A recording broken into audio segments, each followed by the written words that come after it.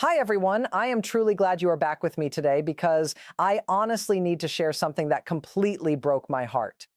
Our ongoing investigation into the tragic Lynette Hooker case just took a turn so dark, it has turned everything we thought we knew completely upside down. Look, I dug into the latest official records, and what I found left me shaking. Back in 2015, the police were called to her home for domestic violence, but Lynette knew nobody would believe her, so she secretly built a private photo archive of her own wounds, hiding the terrifying proof of what was happening to her behind closed doors. She kept that painful secret just to survive. But that is not even the part that stopped me cold or completely froze my entire system. What is even more sickening is that she had slowly saved up a secret retirement fund of $650,000 through years of hard work. It was her life savings, her freedom, but it ultimately became her death warrant when a greedy mind spotted it. Why did this happen to such an innocent soul? Today, we unmask the real truth. Please subscribe, leave your thoughts below, and stay right here. Let's start the video. The official police records from Kentwood, Michigan, have blown this investigation wide open, and honestly, the details are enough to make your blood run cold. Feds recently uncovered that back in February 2015, authorities rushed to Lynette's home after a violent domestic disturbance. When officers walked through that door, Brian was standing there with blood smeared across his face, instantly trying to play the victim. But investigators looked closer and realized a terrifying truth. The real, vicious pattern of abuse belonged entirely to Brian. Can you even begin to comprehend the psychological terror Lynette was enduring? She was trapped in a living nightmare, but she was smart. She secretly kept a private photo archive of her injuries, hiding the evidence away because she knew a day would come when the world would need to see the truth. But who could possibly look at a woman they promised to love and inflict that kind of pain? It makes me so angry to see how she was forced to protect herself in total silence. And this brings us to a massive financial discovery made by federal investigators. Lynette wasn't just surviving, she was a hard-working, independent woman who had slowly built a secret retirement fund worth $650,000. This wasn't inherited money or luck. This was her sweat, her tears, and her future. But did this incredible life savings inadvertently turn into a massive financial motive for a greedy predator? Think about it. Why else would things escalate so suddenly? It gets even wilder when you look at what happened after she vanished. A key witness, Blaine Stevenson, secretly recorded a phone call with Brian. In that audio, Brian panics and spins 5 completely different, conflicting lies. But here is the absolute kicker. Brian's own recorded words accidentally place him directly in the water that night, completely contradicting what he told the police. But how did he think he could get away with this? This is where the deception turns incredibly cruel. And honestly, it makes my blood boil just thinking about it. When feds from the FBI and Coast Guard Investigative Service finally pulled the digital GPS logs from Brian's devices, they uncovered a massive, deliberate blunder. For 2 whole months, rescue teams were desperately searching the completely wrong area of the ocean. Why? Because Brian had deliberately fed them false coordinates to throw them off the scent.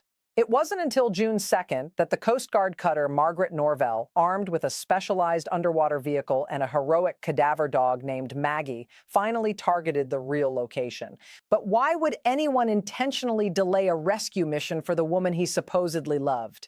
The answers lie in a chilling 14-hour timeline. After Lynette vanished into the dark water, rescue aircraft were already scanning the waves, yet Brian waited 14 agonizing hours before calling Lynette's own mother, Darlene. Think about the pure malice in that delay. And when he finally called her daughter, Carly, observers noted his voice wasn't panicked or grieving. It was completely flat, monotone, and relaxed, as if he were just talking about the weather. What kind of person acts that cold while his wife is missing at sea? We are looking at a calculated cover-up, but the feds were about to blow his timeline apart using a heavy piece of digital evidence that Brian never expected them to find. This is where the mask completely slips, and we see the raw courage of a daughter fighting for her mother's justice. Carly Ellsworth refused to let her mother's memory be erased by lies. She sat down with federal investigators for a grueling, emotional 3-hour interview, laying out every single piece of the puzzle. Carly told the feds directly that this entire tragedy wasn't a sudden freak accident on the water. It was completely pre-planned. When you look at the maritime evidence, her suspicions make perfect sense. Investigators began raising sharp questions about the dinghy's setup, specifically focusing on a critical safety rule. Why on earth did the passenger have the emergency kill switch cord attached to their body instead of the actual boat operator? It defies all standard operating procedures at sea.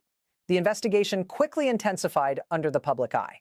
Legendary journalist Ashley Banfield highlighted highly revealing footage showing the luxury vessel, Soulmate, being intercepted by authorities out in the open ocean. Feds escorted the boat straight into Fort Pierce, where forensic teams immediately locked it down, wrapping the entire vessel in bright yellow crime scene tape. They treated it as a high-stakes floating crime scene, sweeping every inch for physical traces of a struggle or foul play.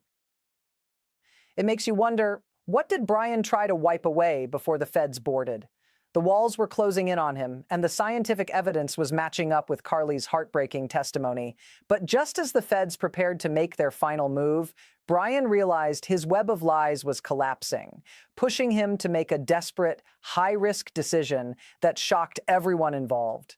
The sheer scale of calculation in this case is enough to leave you completely stunned, but this is exactly where everything hits a critical breaking point.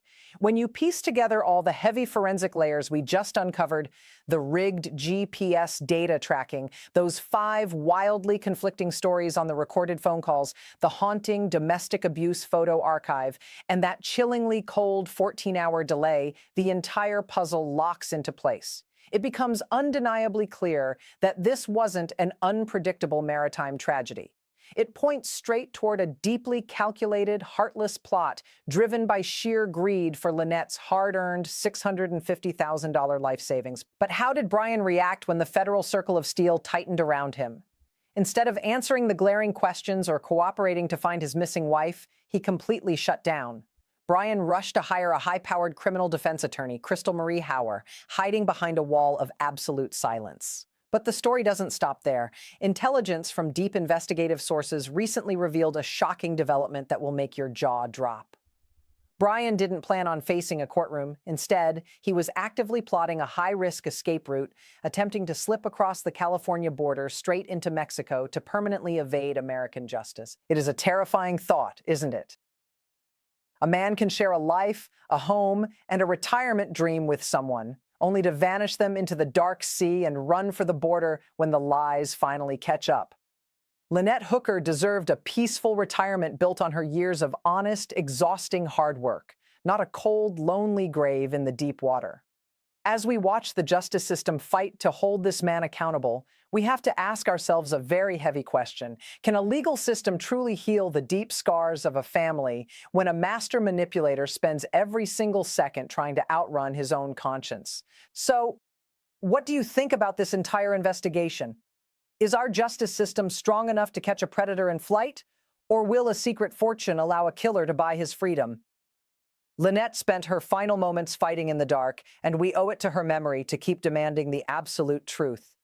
Thank you so much for standing with me and watching until the very end. Let me know your honest thoughts down in the comments. Stay safe, and I will see you in the next video.